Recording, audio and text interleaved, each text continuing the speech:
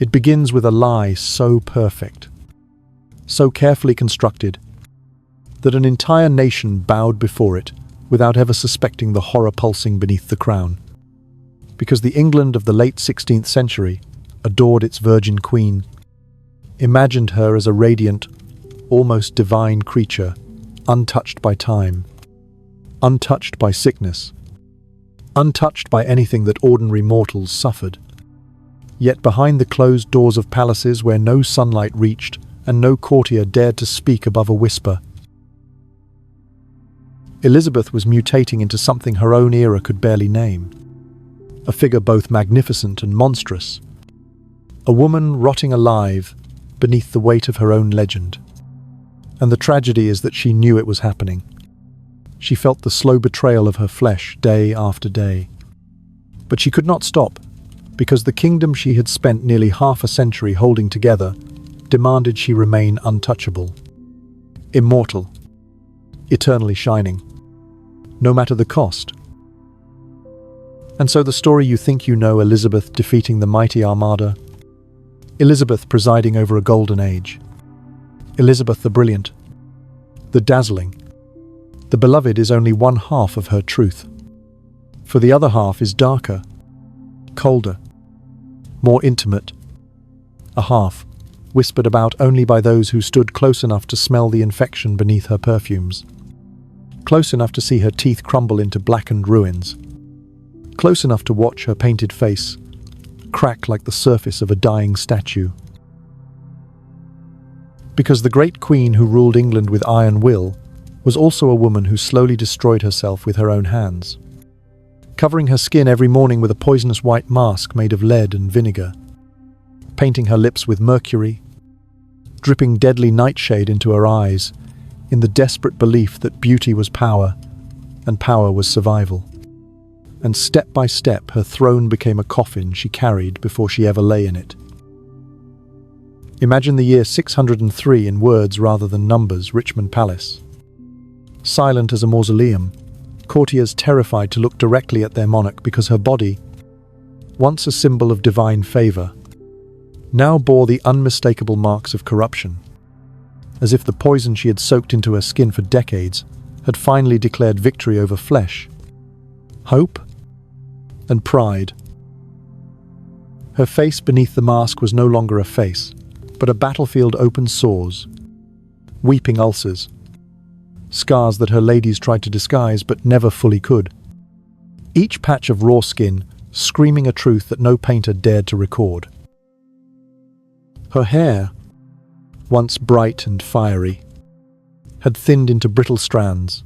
Her teeth had decayed into black, painful stumps that warped her smile and turned her breath into something foul enough to make diplomats step back without appearing rude. Her voice, once melodic and sharp, had become softened, slurred. Shaped by the absence of teeth, she refused to have replaced, because the agony of extraction was worse than the rot itself. Yet she appeared before ambassadors draped in gold, heavy with jewels, radiant beneath candlelight, a walking illusion constructed through agony every morning, as her trembling ladies applied layers of toxic paste over the wounds that never healed, powders that stung like fire, dyes that seeped into the bloodstream like venom. And Elizabeth Queen, woman, survivor, prisoner of her own reflection, endured it silently, because she believed that if anyone saw her true face, even for a moment, her reign would shatter and England would fall into chaos. This is not a simple story of aging, nor a tale of vanity. It is a Gothic unraveling, a slow-motion collapse, where beauty becomes a weapon that turns against its wielder, and every public appearance becomes an act of self-inflicted violence. Elizabeth's final decade was a labyrinth of paranoia, hallucinations, sleepless nights, festering infections, and a mind slowly fraying under lead, mercury, and fear. She tore mirrors from her chambers in terror, yet demanded they be returned moments later. only to stare at the reflection she no longer recognized. Trembling between disgust and denial, she paced at night, speaking to ghosts, her mother, her father, her enemy, her regrets, her voice shaking the stillness of rooms where no one dared interrupt her. She screamed in the darkness. Convinced assassins crouched behind curtains, poisoned cups, treacherous shadows, and still she ruled. That is the part that turns her story from tragedy into something mythic and terrifying, even while her skin cracked and bled beneath its poisonous mask. Even as her teeth fell from her mouth, even while fevers surged through her body with the violence of battle drums, she received ambassadors, signed decrees, and demanded absolute obedience from a world that had no idea its queen was dying by inches. The end, when it came, was not peaceful. It was not regal. It was not the silent drifting into death that poets later imagined. It was a collapse of body and mind that shook the court to its core. She refused to lie in her bed, clinging to her cushions on the floor like a dying lioness, refusing the ground, refusing surrender. She raved, wept, whispered apologies to ghosts, confessed regrets no living ear had ever heard, refused food, refused comfort, refused even the final rituals of monarchy. And when she finally let go on the 24th day of March in the year 603, spelled in words, the horror did not end. Because the moment the mask came off for the last time, her attendants saw the full truth. The Virgin Queen's face had become a ruin of scars, discoloration, missing teeth, and decay, so advanced that even death seemed a mercy. But none of this was recorded in portraits or celebrations or state announcements. What England saw was a beautiful corpse dressed in jewels, a peaceful face repainted into lies, a queen restored to the illusion she had lived for, and so history remembered her as immortal, flawless, divine, while the nightmare she endured was buried with her, locked beneath stone, waiting centuries for the truth to claw its way back into the light. This is the doorway to the story, the threshold of a 10-part descent into the secret hell she carried beneath her crown. A tale of poison, decay, madness, and a loneliness so absolute it swallowed the greatest queen England ever had. And now you know the facade was perfect only because the horror behind it was unimaginable. She rose each morning knowing that the day would be another battle waged against her own reflection. And yet even that simple motion, lifting her body from the cold cushions and allowing her attendants to touch her, was becoming an act edged with terror. Because Elizabeth had learned that pain no longer arrived. In sharp bursts, she could endure with quick breaths and clenched fists, but rather flowed through her like a tide that never receded, gnawing at her bones, tightening in her jaw, settling beneath her skin with the steady patience of something alive, something that understood she could not flee. Her ladies entered softly, always softly, as if the slightest sound might shatter her more completely than time already had, and they would kneel around her with the practiced movements of those who had come to accept that each morning was a ritual of resurrection, lifting the queen from the ruins of her own body, bathing her face with linen soaked in herbs, meant to soothe the burning patches beneath the fading mask, only to watch her flinch when cloth touched raw skin that had not healed for years. The process had become slower, heavier, as if time itself had thickened in her chambers, stretching each movement into something ceremonial and mournful. Because to prepare her for the day was no longer an act of service, but a daily burial and unburial. A reconstruction of a woman whose body could no longer maintain the illusion she demanded from it. They layered the white paste upon her with trembling hands, smoothing the poison over wounds that never ceased weeping, and she would stare past them with a gaze that had grown increasingly distant, as though she were watching something unfold behind their shoulders, something only she could see. Sometimes she whispered questions to no one, asking whether the mask still held, whether they could smell the rot beneath the roses, whether her mother would recognize her now. And her ladies would murmur reassurances they did not believe, as the room filled with the mingled scents of vinegar, metal, old cloth, and the faint sweetness of decay.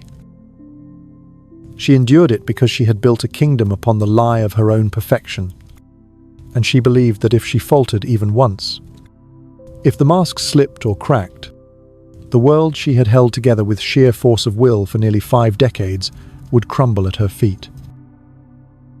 So she allowed them to paint her lips crimson with mercury, even though the touch made her mouth tremble, and she permitted the belladonna drops to widen her pupils, even though the shadows blurred and darkened until her ladies' faces looked like shifting figures from nightmares. She refused to speak aloud. She let them arrange her wig so carefully it seemed like a crown of another life, a reminder of the fire-red youth she had once worn proudly, and she clasped the heavy jewels around her throat with fingers that shook just enough for her attendants to pretend they did not notice. Then she would rise slowly, painfully, deliberately transforming from Elizabeth the woman into Elizabeth the myth, as if stepping through an invisible veil where her exhaustion could not follow and her suffering had no permission to exist. She walked through corridors with movements calculated to hide the stiffness in her joints, the trembling in her legs, the way her breath came shallow beneath the heavy gowns, and whenever an ambassador or noble knelt before her, she would lift her chin with that familiar, imperious grace, even though every muscle in her face ached beneath the mask that hid the ruined skin. They believed she was still ageless. They believed she was still perfect. They believed because she needed them to believe, because the weight of their belief was the only thing that kept her upright. But when the doors closed behind her, and the chamber fell into its familiar silence, she would let her body sag. Each step, an admission of defeat she could never show the world, and she would collapse into the chair in her private room, gripping the carved armrests as if the wood itself might anchor her mind before it slipped too far into the fevered places it wandered each night. She had begun hearing whispers in the tapestries, voices braided into the threads, as though the past itself had grown restless. She heard her father's heavy footsteps pacing near the hearth where no fire burned, heard her mother's soft breath at her shoulder, though the air was still, heard her enemies laughing from behind the walls, as if they waited for her to break. And perhaps the worst of it was that she could no longer tell whether these sounds came from spirits, from memory, or from the poison swirling through her veins, scratching at her mind like claws dragged along stone. Sleep had abandoned her long ago, replaced by long hours spent pacing the length of her chamber while her ladies watched from the shadows, afraid to speak, afraid to leave, afraid to witness the unraveling of their queen as she muttered fragments of old prayers and half-forgotten lullabies her mother might have sung if she had lived long enough. Sometimes Elizabeth would stop and clutch the edge of a table, trembling so hard, the pearls at her throat rattled softly, and she would whisper that she could feel her bones rotting, that each breath tasted like metal, that her throat burned with the bitterness of something growing inside her like a seed planted by her own vanity. Her ladies, bound by duty, bound by fear, stayed silent, because nothing they said could loosen the iron around her heart or lift the dread tightening in her chest. The fevers came more often now, sudden waves that left her shaking, her pulse fluttering beneath skin stretched too thin. On those days, she forbade visitors, refusing even her most trusted advisors, insisting that no one must see her like that. No one must witness the cracks forming across the mask. She lay in bed with sheets damp from sweat, eyes staring at the canopy as if reading secrets written in the fabric. And each time the fever peaked, she believed she was slipping into death, only to claw her way back into consciousness with a gasp strong enough to frighten her ladies into crossing themselves. Yet she still forced herself to appear in public, because loyalty was earned not through truth, but through spectacle. And she had long ago traded honesty for the power to command a nation that would otherwise tear itself apart. Each appearance drained her further. Each gathering of nobles carried her one step deeper into exhaustion. Yet she repeated the cycle with the rigid devotion of a priestess performing a sacred rite, terrified that stopping meant surrender, and surrender meant death long before her body was ready to release her. There were moments quiet, fragile moments, when she no longer recognized her own voice. She caught herself speaking in tones that did not belong to her, phrases she had never said before, as though some other presence shared her skin. Sometimes she pressed her fingers to her temples, whispering for silence, begging the voices in her head to leave her be, promising she would finish her reign with dignity, if only they would let her rest. But the whispering always returned, weaving itself around her thoughts until she felt like a spectator in her own mind.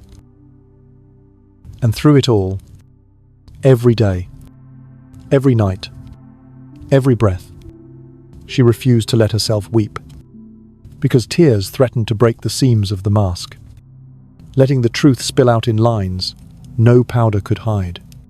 Her entire kingdom depended on the illusion she had built, and her suffering was the price she paid to keep that illusion alive. But the cracks were widening. Her body was beginning to betray her in ways no gown or paint could disguise. And the nightmare beneath her skin was only just beginning to reveal itself.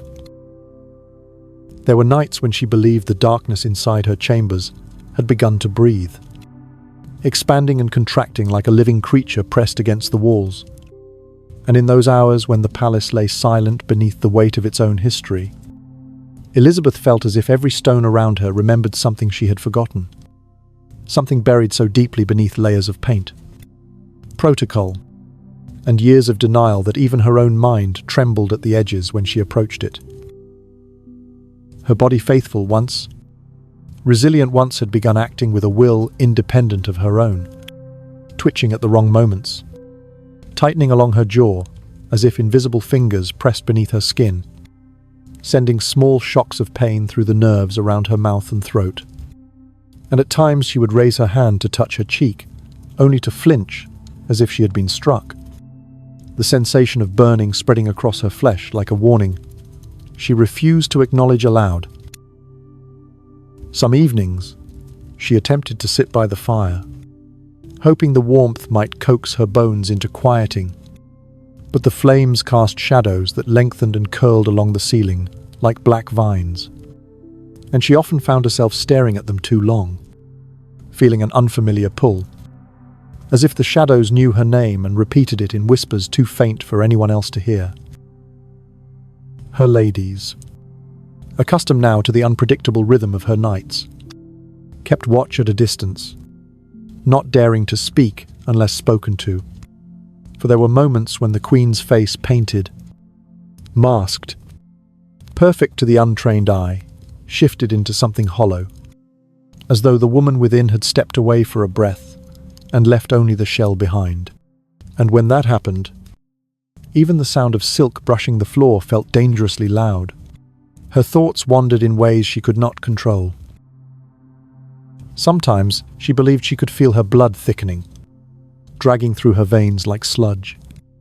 And images from earlier years, memories of triumph, of lovers she refused to name, of betrayals she had turned into victories, rose unbidden, distorted now, stretched into grotesque shapes by exhaustion and fever, until she no longer trusted the truth of anything she recalled. She questioned whether certain events had happened at all, or had merely been stitched together by the poison she had carried in her skin for decades. And each time she tried to grasp the certainty of her past, it slipped through her fingers like smoke, leaving a faint metallic taste in her mouth that made her stomach twist. Her voice changed, too, once clear and commanding, strong enough to silence entire rooms. It now wavered at strange intervals, dipping into tones she did not recognize. There were moments when she would speak and hear something else layered beneath her words, as if another voice used her breath to form syllables she had not intended. Sometimes she fell abruptly silent, eyes narrowing as though something behind her eyelids demanded her full attention, and her ladies would hold their breaths, terrified of what might come next. There was an unpredictability to her moods now, a storm brewing behind her ribs, and at any moment she could erupt into rage, or fall into a trance-like quiet that frightened everyone far more. In those long hours, when she felt the world tilting beneath her feet, she sought solace in movement. She paced, dragging the hem of her gown across the carpet as if trying to wear a path into the floor, each step echoing like a heartbeat gone mad. She paced until her legs trembled, until her back stiffened, until the mask upon her face began to crack at the corners from the sweat beading beneath the lead paste. And still she walked, driven by a fear she could not name, a fear not of death, but of the moment before death, when the truth she had buried so deep would claw its way out and expose itself to every eye that had ever gazed upon her with reverence. Her teeth worsened. The stinging in her gums grew sharper each day, the throbbing joined by a pressure that made her jaw feel as though it might burst open. There were afternoons when the pain surged so violently she had to grip the edge of a table until her knuckles blanched beneath her rings. And though she would not scream, she refused to give pain. That victory, tears slid down her cheeks unbidden. The tears mixed with her mask, carving pale lines into the paint.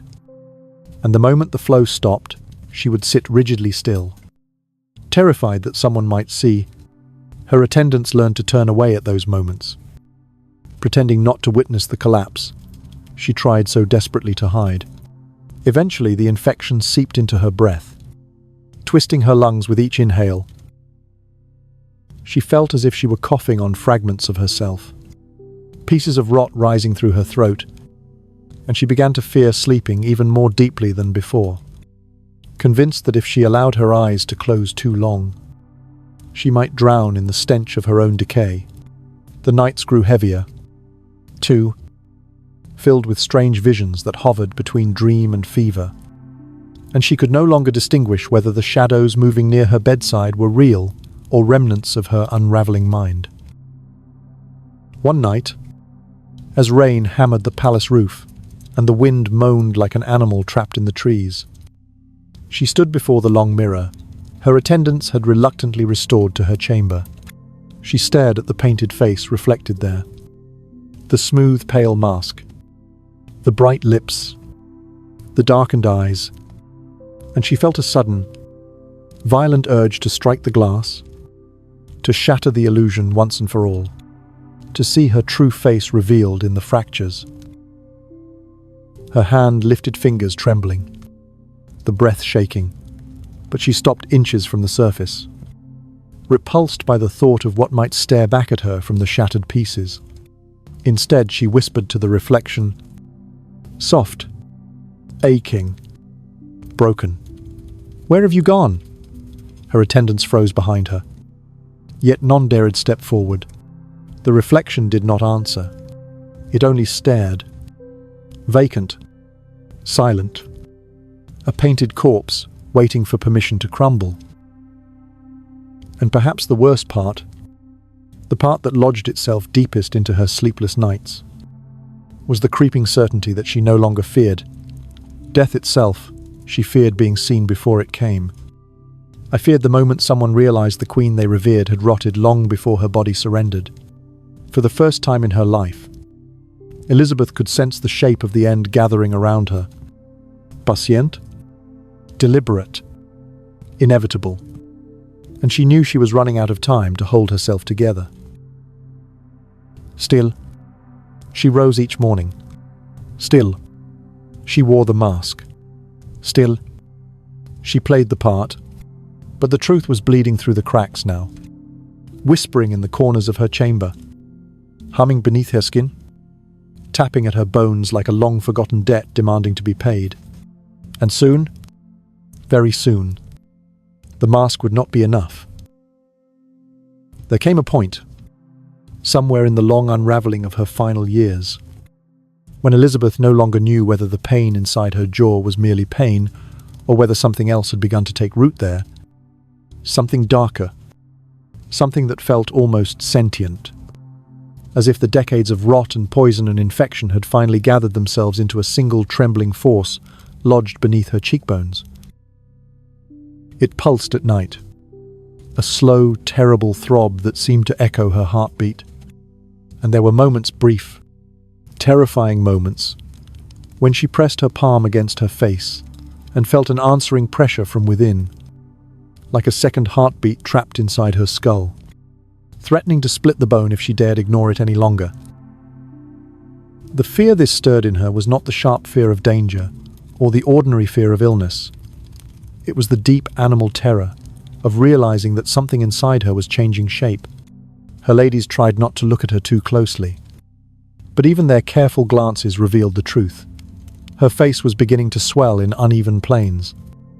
Supple at first, then more pronounced, as the days passed, betraying the failure of cloth-stuffed cheeks to maintain symmetry. At times the swelling made her eye ache until her vision blurred, and she would blink furiously, refusing to acknowledge what she saw.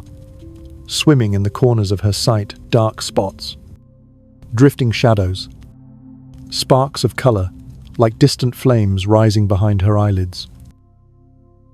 Whether these visions came from infection, exhaustion, or the poison long embedded in her bloodstream, no one dared to ask, and she refused to speak of them. For some secrets lose their power the moment they are forced into words, and Elizabeth still clung to the idea that silence could preserve what little she had left. But the swelling was only part of the torment.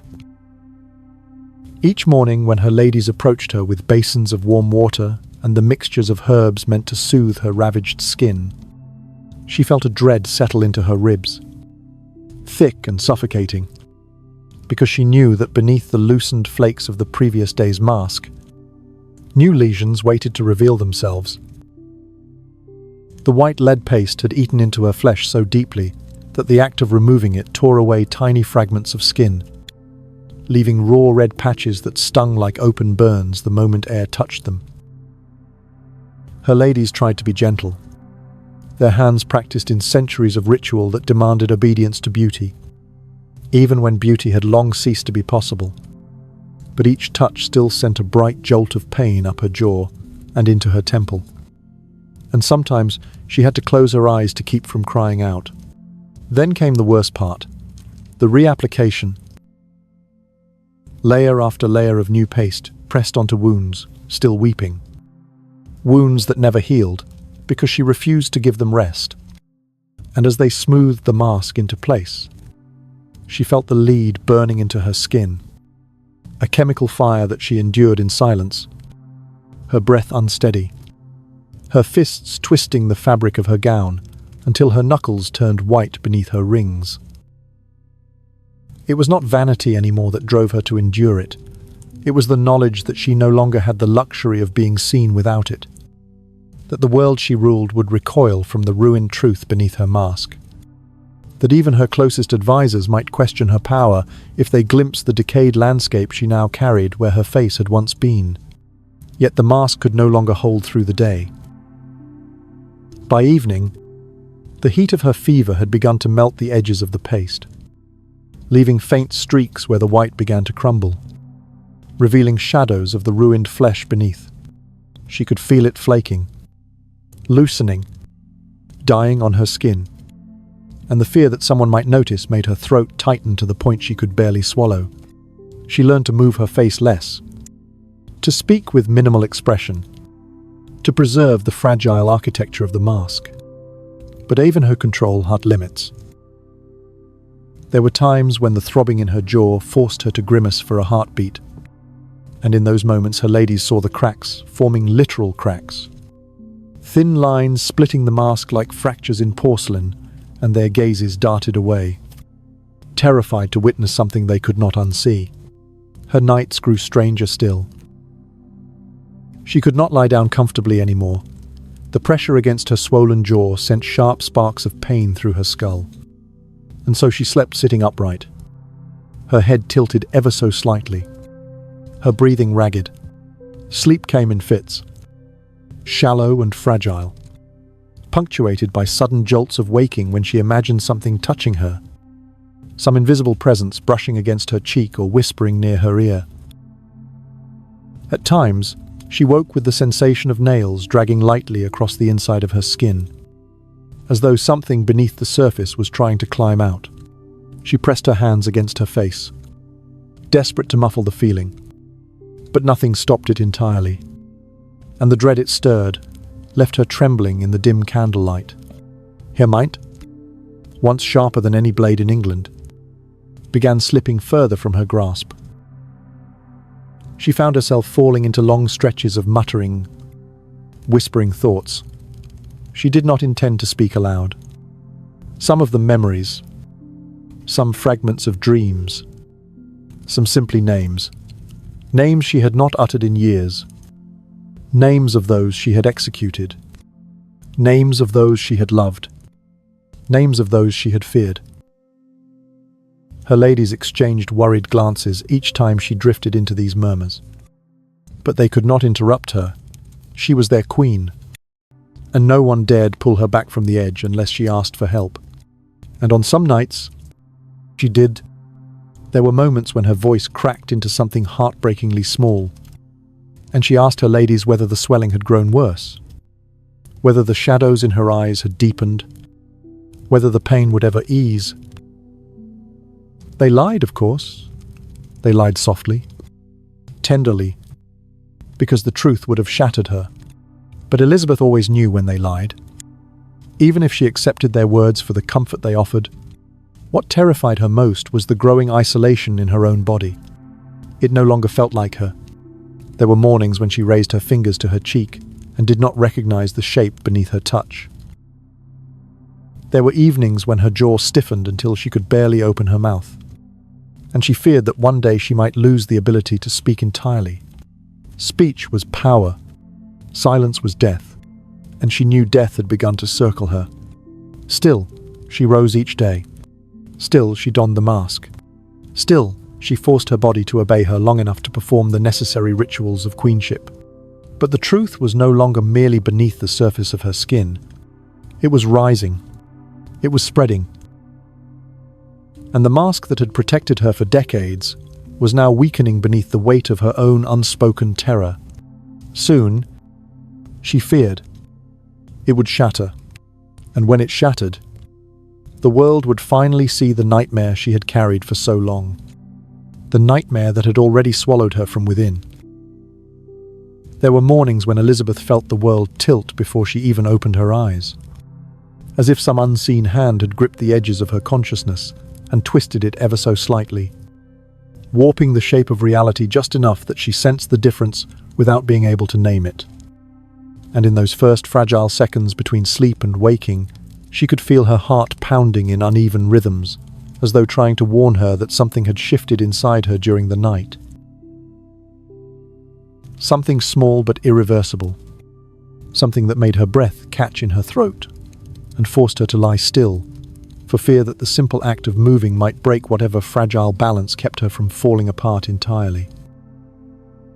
Her ladies would enter quietly, carrying bowls of warm water and clean linen, but even their soft footsteps felt like tremors running through the floor, and Elizabeth found herself clutching the edge of her blanket as though bracing against an earthquake, only she could feel.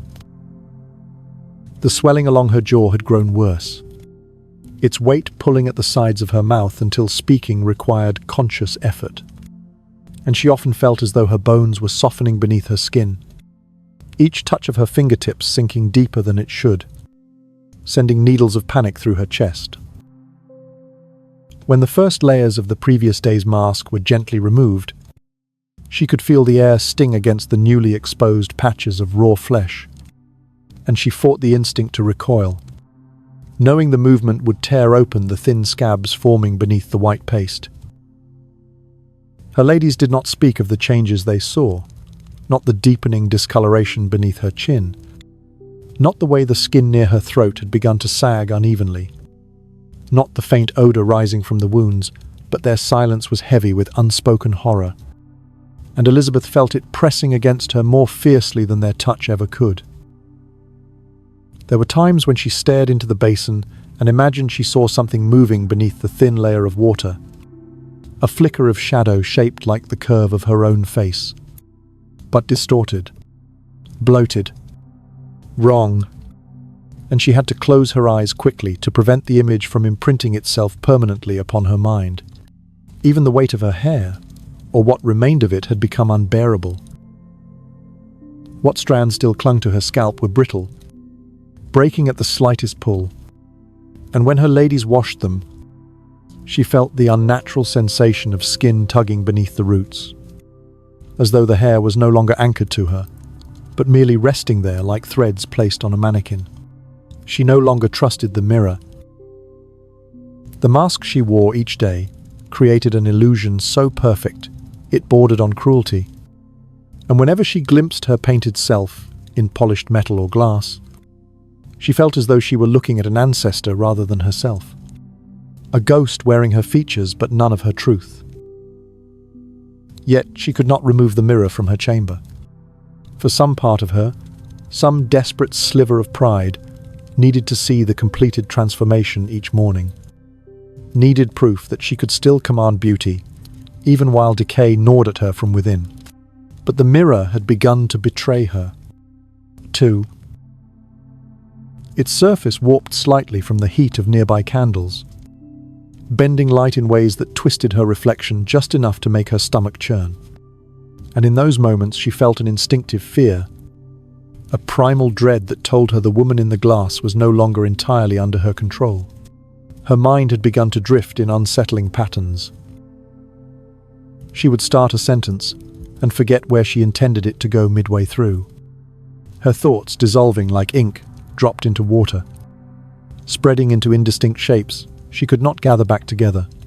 At times she found herself staring at her ladies, unable to recall their names, despite knowing them for decades, and her confusion tightened into flashes of anger she could not suppress.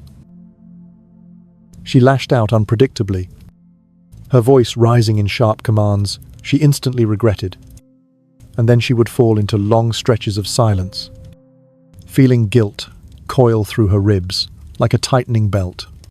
She could feel her identity slipping in fragments. Like pages being torn from a book, she had no power to keep intact. The dreams worsened. Fever dreams, perhaps, but they felt too vivid, too deliberate, as though some unseen presence orchestrated them. She dreamed of walking through endless corridors lined with portraits of herself at different ages, each face more distorted than the last, until the final one had no eyes and a mouth stretched too wide, dripping with the same white paste she wore each day. She dreamed of teeth falling from her mouth, one by one, clattering onto cold stone until she was choking on the emptiness left behind. She dreamed of candles melting into her skin, their wax sinking into open wounds, until she could no longer distinguish where she ended and the flame began. She woke each time with her hand pressed tightly against her mouth or her throat, as though trying to hold something inside, something trying to escape. Her breath came in short, panicked bursts, and the room spun so violently she often gripped the edge of her bed to keep from collapsing back into the nightmare. On some nights, she refused to sleep again, pacing her chamber with eyes wide, convinced that if she closed them, she would not wake in her own body. Or worse, she would wake to find that the body she returned to was no longer capable of bearing her mind. The voices returned. At first they had been faint, like distant echoes that disappeared the moment she tried to focus on them. But now they were clearer, seeping into her thoughts with the persistence of water dripping into a well. Sometimes they called her name, but not the name the world used. They whispered her childhood name in tones soft enough to break her heart. Sometimes they spoke of moments. She had forgotten conversations with her father. She was too young to remember. Fragments of lullabies her mother never had the chance to sing yet. Somehow they felt familiar, as though the voices had lived inside her all along, waiting for the poison to weaken her enough to hear them. She could no longer tell what was real. The shadows that clung to the corners of her chamber seemed thicker than before, moving when her eyes were half closed, settling into shapes she recognized only when she was too afraid to speak their names. She saw outlines of figures in old gowns, faceless shapes standing near the fireplace, and though her mind told her they could not be there, her pulse quickened with a dread that insisted they were watching her. Her body felt foreign. Her own breath sounded unfamiliar, wheezing slightly on the exhale. When she touched her throat, it felt swollen, tender, as though something inside was pushing outward. She began to fear mirrors, not because they showed her an unrecognizable version of herself, but because she worried they might reveal something else, something she could not yet see directly, something that lived behind her eyes, waiting. Still, she forced herself into her gowns, allowed her ladies to paint her as if she were a canvas stretched over broken wood, and stepped into the world beyond her chamber, with a spine straightened by sheer will. The court bowed. Ambassadors smiled. Nobles murmured admiration, all of them fooled by the fragile architecture of her mask. They did not see the tremble beneath her gloves, the stiffness in her stride, the slight grimace she hid each time her jaw throbbed. They did not know the truth, but Elizabeth did, and each night, as she retreated once more into the suffocating silence of her private rooms, she felt the truth pressing closer to the surface, pushing harder against the mask, threatening to burst through with a force she would not be able to contain much longer. The nightmare was no longer beneath her crown. It was beneath her skin, and it was waking. There came a night when the silence inside her chamber grew so heavy that Elizabeth felt it pressing against her skin, not as the absence of sound, but as a presence in itself. A thick, suffocating weight that pooled in the corners and crept toward her with the slow inevitability of rising water. And she sat rigidly on the edge of her bed, unable to lie down because the swelling in her jaw made every change in posture unbearable. Her breath shallow, and her heartbeat echoing in her ears, like a distant drum she could not outrun. And in that moment she realized she no longer feared the pain, but feared the silence far more. For the silence had begun to speak in ways pain never could. She tried to steady her breathing, tried to draw her thoughts back into a straight line, but her mind had become a labyrinth without walls, every path bending and spiraling into another until she could no longer tell which memories were real and which were creations of the fever smoldering inside her. The candles flickered even though the air was still, and she watched the flames twist tall and thin, as if reaching for something beyond her sight, their shadows lengthening along the walls until they resembled long fingers dragging themselves upward through the stone. She frowned, blinking hard, convinced it was a trick of her faltering vision. But when she looked again, the shadows had thickened, merging into shapes that swayed gently as though carried by a wind she could not feel. She gripped the wooden frame of her bed so tightly that her nails dug into the polished surface, and she whispered to herself that she was still queen, still ruler, still sovereign of her own mind. But the tremor running through her voice betrayed how uncertain she had become of that truth. In the hours that followed, she felt herself unraveling from the inside, as though someone had slipped a hand into her thoughts and begun tugging at the threads that held her together, loosening them slowly, methodically, with the patience of someone certain she would not resist for long. Her name, the name she had carried with unbreakable pride through wars, rebellions, and betrayals felt suddenly foreign in her mouth, heavy and unfamiliar, as though it belonged to someone she used to be, someone she could no longer recall without effort. She pressed her fingers to her temples, trying to ward off the dizziness spiraling behind her eyes. Yet the motion only made the pounding in her skull intensify until she felt her pulse in every tooth, every bone, every patch of inflamed skin beneath the mask. The thick paste on her face had begun to crack again, tiny fissures forming along her cheek, where the swelling pushed outward, loosening the carefully applied layers until she could feel pieces of the mask shifting each time she moved her jaw. The sensation unsettlingly similar to the crawling feeling that had plagued her for weeks, and she fought the urge to scrape it off with her nails, to tear away the false skin and expose whatever horror lay beneath. But she knew she could not, for she feared that if she removed the mask now, she would find nothing familiar left. No face she recognized, no trace of the woman she had once been.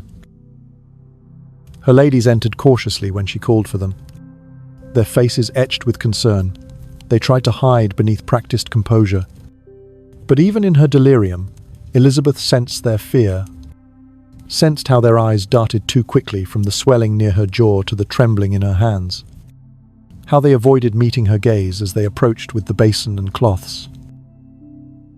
When one of them lifted the mirror for her to inspect the repaired mask, Elizabeth recoiled so sharply that the woman flinched, for the reflection staring back at her appeared too still, too calm, too lifeless, its painted eyes wide and dark, lips immobile even as her quivered, its expression vacant in a way that chilled her deeper than the cold that had settled permanently in her bones.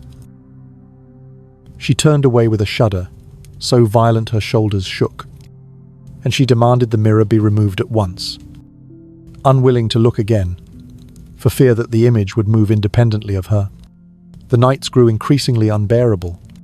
Sleep slipped further from her reach, dissolving like mist each time she closed her eyes, leaving her awake and trembling as hours stretched endlessly before dawn.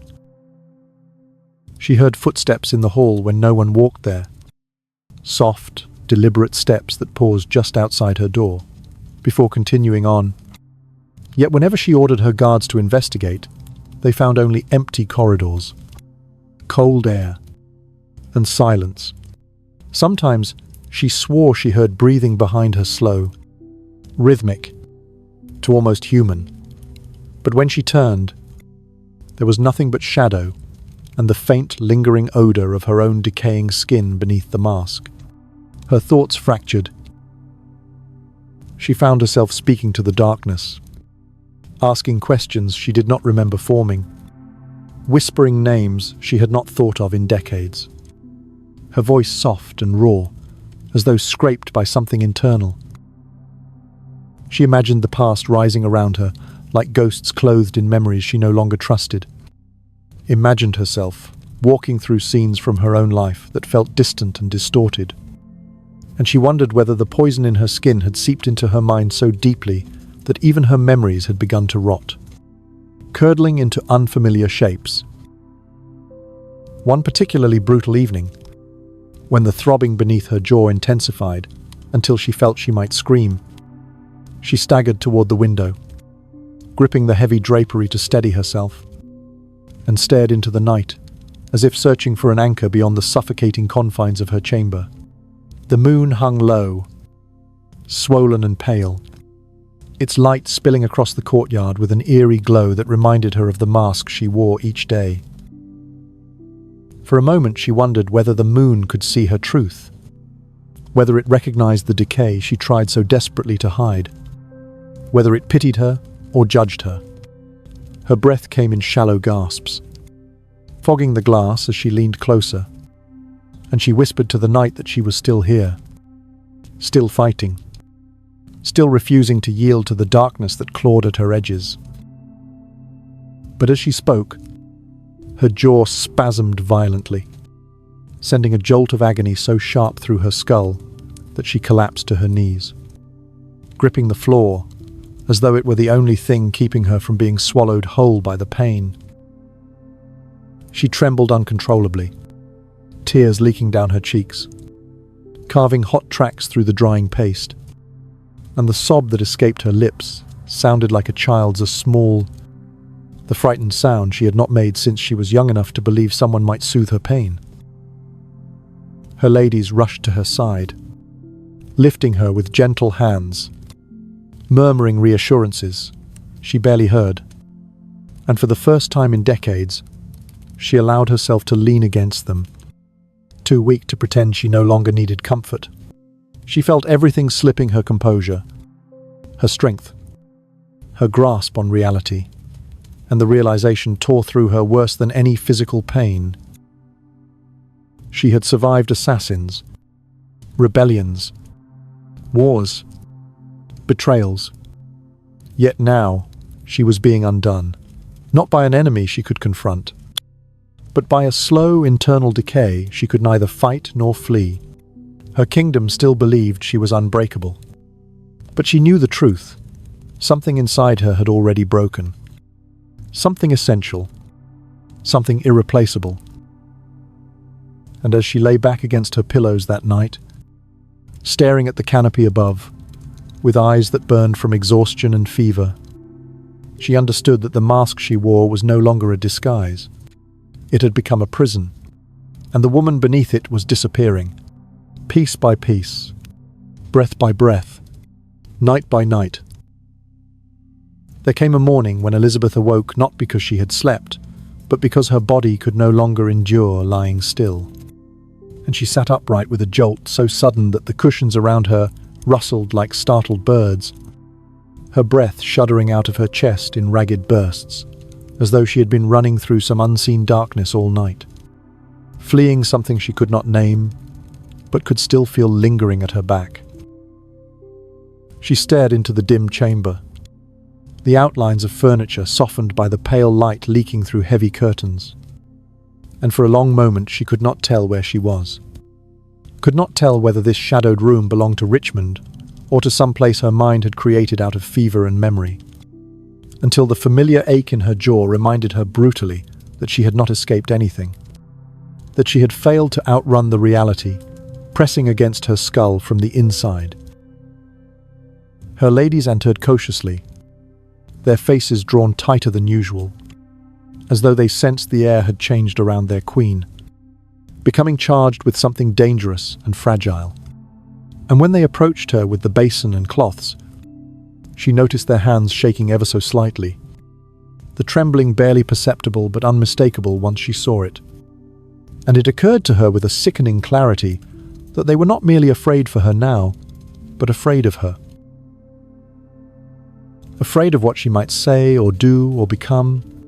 She held herself rigid while they began the ritual of removing the remnants of yesterday's mask, the cloth dragging gently across the cracked layers of paste, lifting away flakes that had hardened overnight, revealing beneath them patches of skin so raw and inflamed that even the smallest breeze from the open window sent sparks of pain shooting down her neck.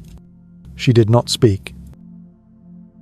Her voice felt trapped somewhere deep in her throat, caught between a sob and a command, and she feared that if she opened her mouth even slightly, the sound that emerged would not be human, would not belong to any queen or woman or creature she recognized.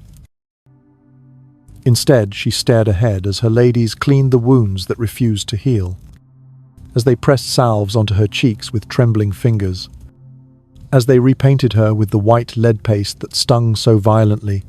She felt tears gathering behind her eyes, despite her efforts to hold them back.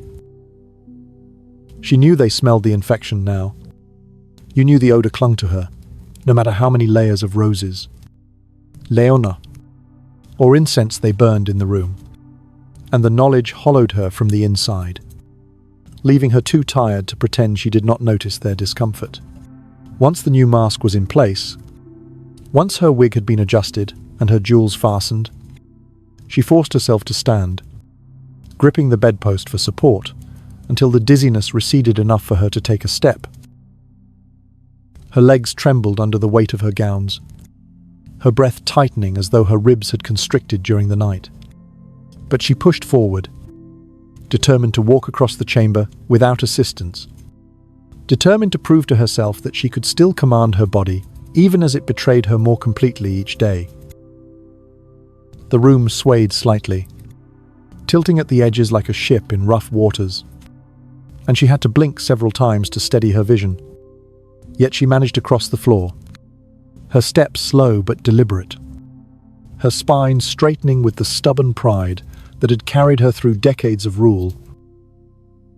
When she reached the door, she paused, pressing her palm against the cold carved wood, and for a moment she imagined she could feel the heartbeat of the palace beneath her hand. A slow, steady throb, like a pulse running through ancient stone. And she wondered how many queens had touched this door before her. How many had walked through it carrying burdens she could not imagine. How many had felt this same silent terror, but concealed it beneath a mask just as she did now. The thought comforted her for a fleeting second, but then her jaw spasmed again. A sharp, twisting jolt that made her gasp, and the illusion of shared suffering shattered, leaving her alone once more, in a world shrinking rapidly around her. When she stepped into the corridor, her attendants fell into place behind her, their whispers carefully suppressed, their eyes avoiding her face, except for fleeting, terrified glances. She could feel their fear following her like a draft. I feel it circling her like a low wind. And at first she resented it. But as she continued walking, she sensed something else, stirring beneath their fear-pity. They pitied her. The realization struck her like a blow to the chest, stealing her breath more effectively than any fever. And she clenched her jaw so tightly against the surge of emotion that she felt a rip of pain split across her cheek beneath the mask. A small crack forming just above the line of her jawbone. She knew then that she could not remain among them long. She could feel the edges of herself fraying, feel her thoughts drifting apart like threads caught in wind. And she feared that if she stayed in the presence of others much longer, she might reveal too much, might slip in ways she could not conceal, might allow the truth clawing beneath her mask to show itself in her gaze, her movement, to her voice. So she retreated early to her private chambers, closing the door behind her with a finality that echoed through the silent room. And she stood there for a long moment, her back against the door, her hand pressed against her stomach as she tried to steady her breathing. The fire in the hearth had burned low, casting long, thin shadows across the floor. And as she walked toward the center of the room, she sensed something different in the air. A slight shift that made the hairs on her arms rise beneath her sleeves. She paused, listening. The room was silent, completely still. But beneath the stillness, she detected a faint whisper, so soft, it could have been the sound of her own breath, echoing strangely in her ears. She turned slowly, searching the dim corners, and for a moment she saw a shape tall, thin, barely more than a silhouette standing just beyond the reach of the dying firelight. She froze, her pulse hammering painfully against her ribs, and the shape did not move, did not shift, did not fade. It simply stood there, waiting. She opened her mouth to speak, to demand its identity, but the sound caught in her throat, trapped beneath the swelling and the fear, and when she finally managed to whisper, her voice cracked into something faint and broken. The shape tilted slightly, as if listening, and she felt the air in the room tighten around her, pressing inward until breathing became a conscious battle. She blinked and the shape vanished, dissolving into darkness, as though it had never been there. But she knew it had. Her mind, frayed and fevered though it was, had not invented that silhouette. Something had been in the room with her. She walked backward until her knees struck the edge of the bed, and she sank down slowly, her hands trembling so violently that she had to press them against her thighs to still them. She stared into the shadows, waiting for the shape to return. But the darkness remained empty, silent, patient.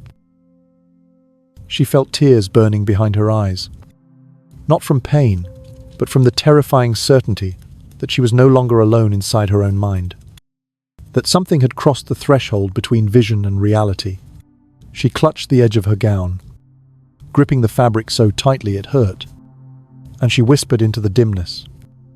A confession she had never dared speak aloud. "I am afraid." The room did not answer. The shadows did not move. The silence pressed closer. And for the first time in her life, Elizabeth felt truly, irreversibly hunted, not by enemies beyond her walls, not by conspirators or armies, but by something rising within her, something patient and hungry and inevitable, something she could no longer keep behind the mask. By the time the next night arrived, Elizabeth could feel something inside her, shifting with a rhythm that no longer belonged to her. A slow, deliberate pulse that seemed to rise from the hollow beneath her jaw and spread outward along her throat in waves that made her skin crawl, as though invisible insects were burrowing just beneath the surface. And she pressed her fingers to her neck, trying to find the source of the throbbing. But the moment she touched the tender flesh there, she felt a jolt of pain, so sharp it made her vision flash white and her knees buckle beneath her, forcing her to grip the carved bedpost to keep from collapsing entirely. She stood there for several breaths, trembling uncontrollably, listening to the faint rasp of her own breath, echoing through a chamber that suddenly felt far too large, far too empty, and she wondered whether the silence had grown louder or whether her mind, at last, had begun to fracture completely.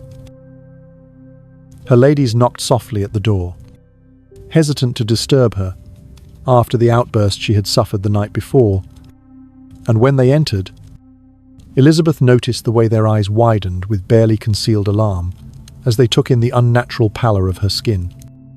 The way the swelling beneath the mask had expanded so much that the right side of her face appeared subtly distorted even beneath the thick white paint. They approached her slowly, as if afraid she might lash out or crumble or vanish entirely. And when they began to remove the cracked layers of yesterday's mask, she felt their hands pause each time. The cloth uncovered a new wound, raw, inflamed skin stretching across her cheek in places where even the gentlest touch caused a tremor to run through her jaw. She no longer attempted to hide her reactions. The pain was too intense, too consuming, and as they worked, she found herself clenching her fists so hard, her nails dug crescent moons into her palms, her breath hissing between her teeth as each stroke of the cloth tore away another fragment of skin that had tried to form overnight. She wanted to tell them to stop, to demand a moment's reprieve from this ritual of daily torment. But the words would not form, caught somewhere between her tongue and her throat, trapped beneath the swelling that made speaking feel like pushing against stone. Once the fresh mask had been applied, once the rouge had been dabbed onto her lips and the wig positioned to hide the thinned patches of hair, Elizabeth sank onto her chair near the hearth, too weak to stand any longer, and she watched the flames flicker with a vacant, distant gaze, feeling a strange heaviness settle over her, as though the fire was slowly draining colour from the edges of her vision. Her ladies asked whether she wished to appear before the court that day, and she could hear the hope in their voices. Hope that she might refuse. I hoped that they might keep her hidden from the watching eyes of those who still believed the myth of her untouched beauty. But Elizabeth shook her head, forcing her aching jaw to obey as she whispered a single word, "Yes," because she knew that disappearing now would invite whispers, and whispers would spread like sickness. And sickness would reveal the truth she had buried, so long beneath powder and silk and sheer force of will. But when the door closed behind her attendants, and she was finally alone, she realized with a sudden jolt of terror that she did not remember the faces of the people she had just spoken to. She could recall their shapes, the rough outline of their bodies, the colors of their gowns, but not their eyes, not their names. not the expressions they wore as they looked at her, and the realization hit her with a cold, violent certainty that her memory, once sharper than any blade in England, was slipping from her like sand through an open palm. She rose to her feet, moving slowly, listening to the faint crackling of the fire as though it were speaking to her in a language she almost understood. And when she reached the far side of the room, she felt an inexplicable urge to look toward the shadowed corner where she had seen the silhouette the night before. She hesitated, her heart clenching in her chest. But curiosity, or something darker, pushed her forward, and she turned her head ever so slightly, her breath catching when she saw that the corner was empty. No shape standing there, no figure waiting in the dark, and yet the emptiness did not comfort her. It unsettled her even more, for she sensed that the absence was deliberate, that whatever had stood there the night before had simply chosen not to reveal itself yet. She walked slowly along the wall, trailing her fingers across the cold stone, feeling the uneven texture beneath her touch. And she tried to focus on the sensation, tried to tether herself to the tangible world before her thoughts drifted too far into the places where shadows seemed to think and move on their own. But as she reached the far end of the chamber, she paused, tilting her head slightly, certain she had heard a faint whisper behind her, a breath, a sigh, a syllable born of darkness, and she spun around so quickly that her vision blurred, only to find the room silent, the air still, the fire flickering innocently as though mocking her fear. Her knees weakened, and she stumbled toward the window, gripping the sill for support, as she leaned forward, letting the cold air from outside brush against her feverish skin. For a moment she felt grounded, tethered to something real, until she noticed the reflection in the glass. Not her own reflection, but a faint, distorted outline standing behind her, taller than she remembered, its head tilted in the same curious angle as the shadow from the night before. She gasped, her breath frosting the glass, and she reached up with trembling fingers to wipe the condensation away, desperate to see clearly. But the instant her hand touched the surface, the reflection shifted, flickered, and dissolved into nothing, leaving only her painted mask staring back at her with wide, unblinking eyes. She staggered backward, clutching her throat, convinced she had seen something not born of fever, but of something darker, something ancient, something that had been creeping closer each night as the boundaries of her mind wore thin. Her chest tightened, her breath coming shallow and uneven, and she felt the room closing in around her, the walls pressing inward, as though the palace itself were growing smaller, contracting around her failing body like a fist. Unable to bear the suffocating silence, she whispered into the air, asking the empty room if anyone was there, asking if the shadow had returned, asking if she was losing her mind, or if something else was happening to her, something beyond sickness, beyond poison, beyond anything her physicians could explain. Her voice shook, barely rising above a breath, and for a moment she thought she heard an answer, a low murmur curling through the room like smoke, but when she strained to listen, the sound dissolved, leaving her alone in the oppressive silence once again. Her strength broke then, not in a scream or a collapse, but in a quiet trembling that spread through her body like a slow-moving wave, her fingers twitching, her breathing unsteady, her vision blurring around the edges. She sank onto the floor, gathering her knees to her chest like a child, and she pressed her forehead against the cold stone, feeling the chill seep into her skin as her tears slipped silently down her cheeks, carving faint trails through the white paste. She whispered again, not a question this time, but a confession, and her cracked voice filled the darkened chamber with soft, trembling words. "I am not alone. The truth of it settled into the air like dust. Silent, uninvited, undeniable. And somewhere in the depths of the room, or in the depths of her own unraveling mind, something stirred in answer. By the next evening, Elizabeth could feel a strange heaviness settling inside her chest.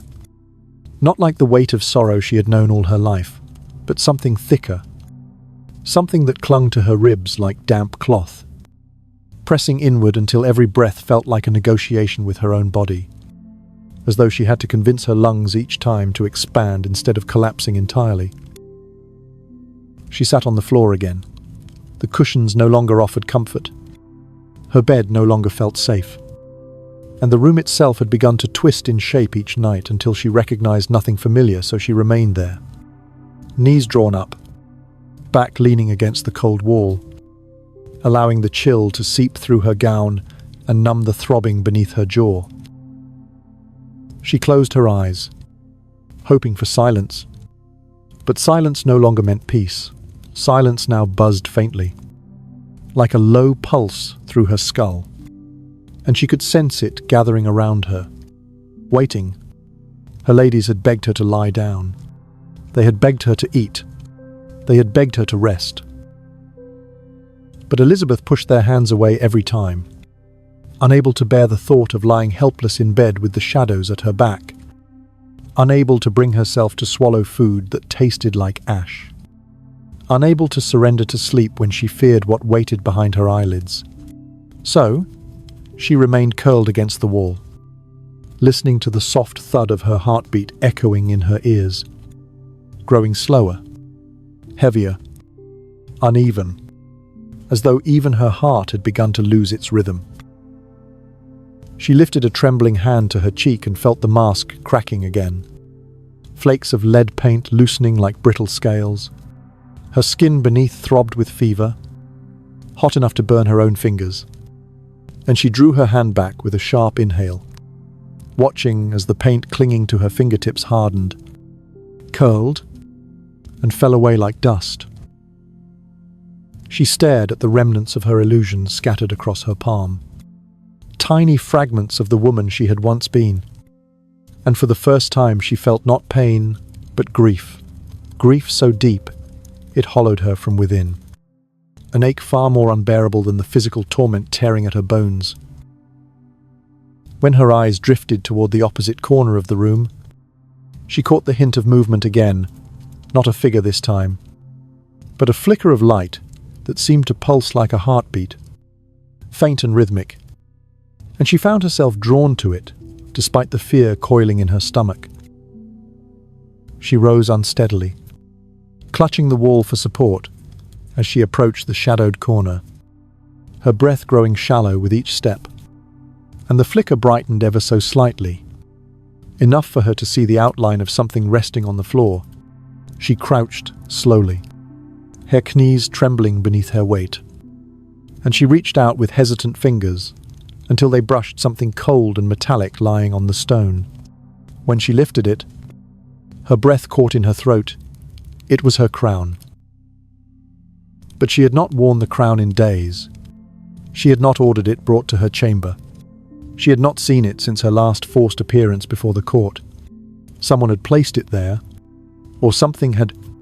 Her hand shook violently as she lifted the crown, its weight far heavier than she remembered, as though the years of rule, the secrets, the lies, the illusions had accumulated inside the metal until it became too dense for any living body to bear. She lowered her head, letting the crown hang from her trembling fingers, and for a moment she felt the overwhelming urge to place it back upon her head to reclaim, if only for a moment, the version of herself that had commanded armies, outwitted enemies, and held a kingdom together with will alone.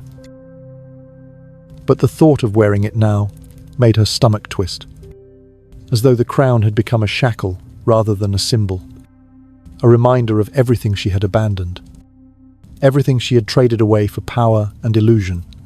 She set it down gently on the floor, her breath shaking, and as she straightened, A sudden wave of dizziness washed over her, making the room tilt violently. She reached for the wall, but her hand missed, and she collapsed onto the cold stone with a soft gasp, a vision blurring at the edges until the room dissolved into shifting shapes of light and shadow.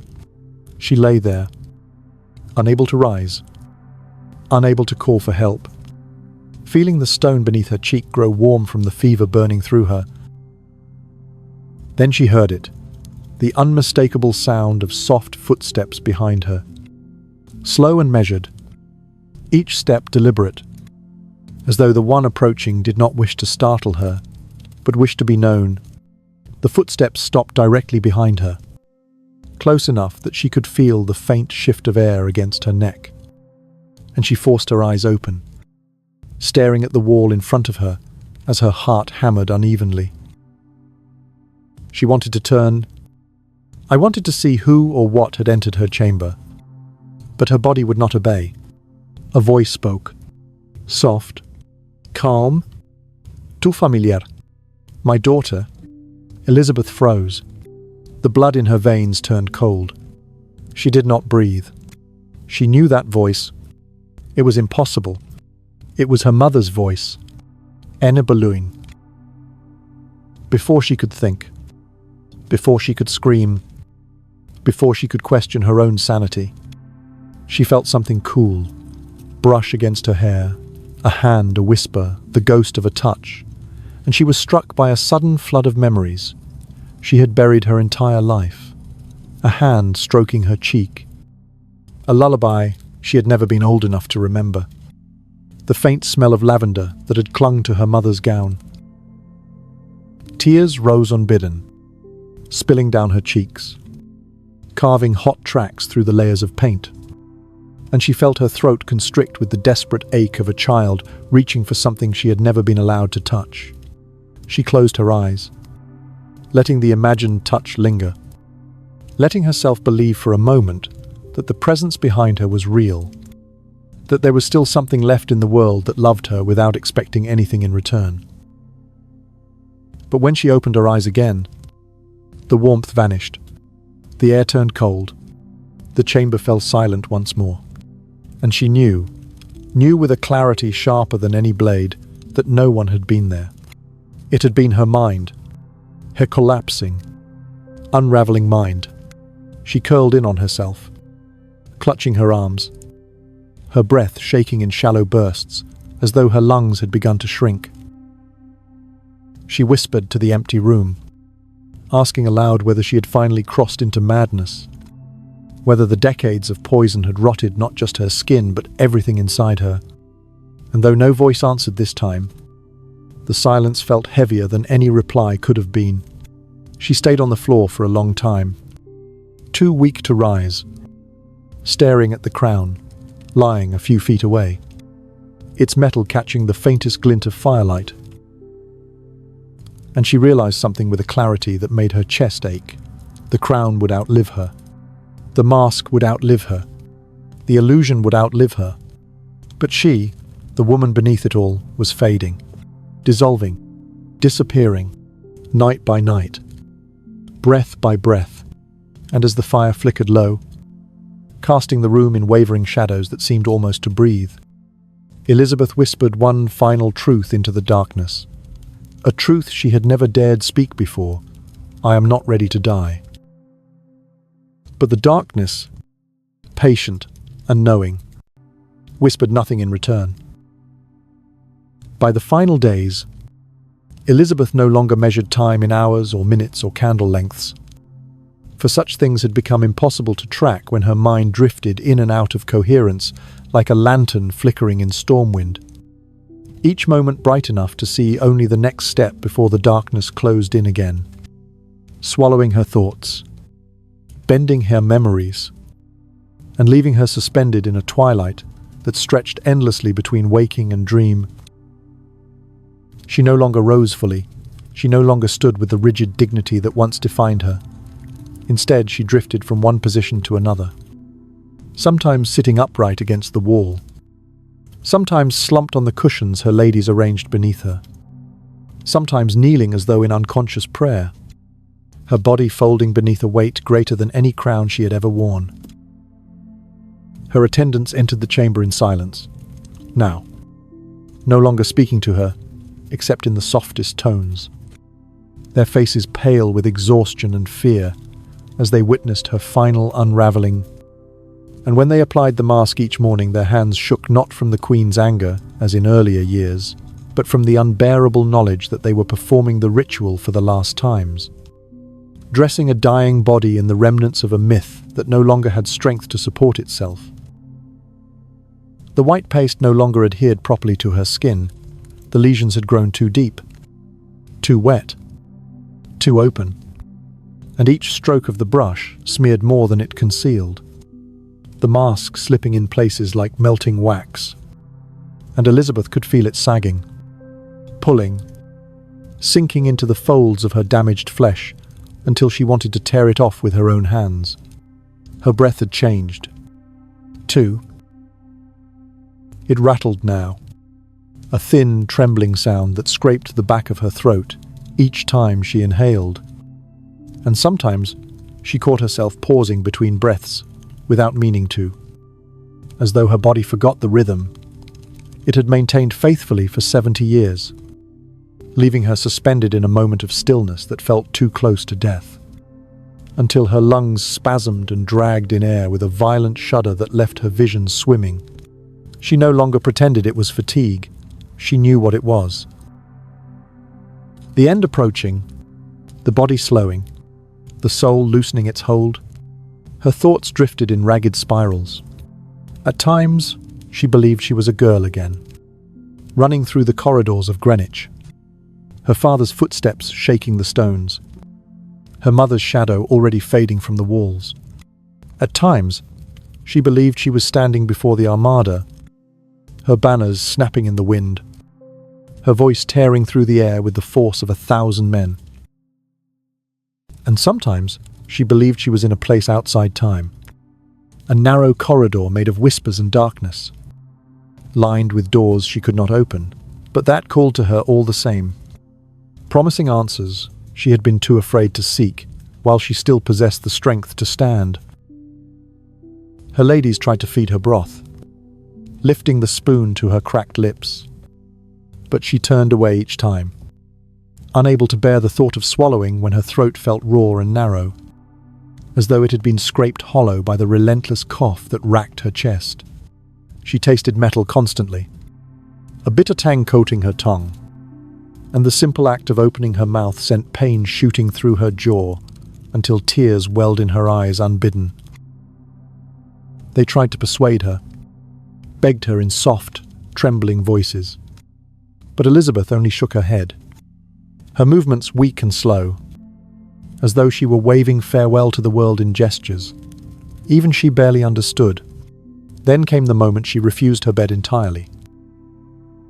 They pleaded with her, tried to ease her onto the mattress, but she fought with a sudden strength that shocked them all, her arms shaking violently as she pushed them away, refusing to be lowered into a position that felt too final. Instead, she dropped to the floor, gathering her cushions beneath her like a makeshift throne, and sat there unmoving, her back rigid, despite the tremors running through her limbs, her eyes staring straight ahead with a fierce, haunted clarity that made her attendants weep silently behind their hands. She would not lie down. She would not surrender to the posture of the dying. She would face death seated, conscious, unbowed. Hours passed like days. The candles burned low. The fire flickered faintly. Her ladies changed guard in pairs, but none dared leave her alone. And still Elizabeth sat there, refusing food, refusing bed, refusing comfort, refusing even the Queen's privilege of privacy, because something deep inside her, something primal, ancient, and instinctive told her that the moment she closed her eyes, she would not open them again. So she held them open, through tears, through pain, through nightmares she could see even while awake, shadows shifting at the edges of her vision, faces forming in the corners, whispers curling through the air like mist. At times she spoke, not to her ladies, not to her council, not to any living soul. She spoke to people long dead. Her words drifted from her lips in cracked murmurs. Apologies, confessions, half-formed regrets. She whispered to her sister Mary, to her father Henry, to Robert Dudley, to the child she had never dared try to conceive, to the versions of herself she had killed with ambition, pride, and duty. She whispered to her mother again, asking her to stay, to speak, to touch her one more time. But the shadows offered no comfort this time, and the chamber remained eerily still. By the final night, her breathing had grown so shallow that her ladies leaned in constantly, terrified they might miss her last exhale. And yet Elizabeth remained upright, her spine stiffened by a stubbornness that outlived her strength. She stared into the dimness, as though she were watching something approaching from far away, not with fear, but with a strange, weary curiosity. And when the tremors in her hands finally ceased, the stillness that replaced them felt like a curtain falling gently across her body. Her lips parted. A faint whisper escaped, too soft for anyone to fully hear. Though the women closest swore later, it sounded like the beginning of a prayer, or perhaps the end of one. Her eyes, still open, softened, the fierceness fading into something almost tender, almost childlike, as if she had finally seen someone waiting for her where no living person could stand. Then her breath hitched and did not return. Elizabeth did not collapse. She did not fall sideways. She did not slump into death. She remained upright, seated on her cushions, her body held in place by the sheer echo of the will that had ruled a kingdom, her open eyes reflecting the last glimmer of candlelight as though she was still watching, still guarding, still refusing to be conquered by the darkness she had carried so long. Her ladies approached slowly, fearfully, reverently, and for the first time in decades, when the mask slipped from her cheek and fell onto the cushions like crumbling chalk, they did not rush to repair it. There was nothing left to hide. The nightmare had ended, but the silence she left behind was deeper than any scream.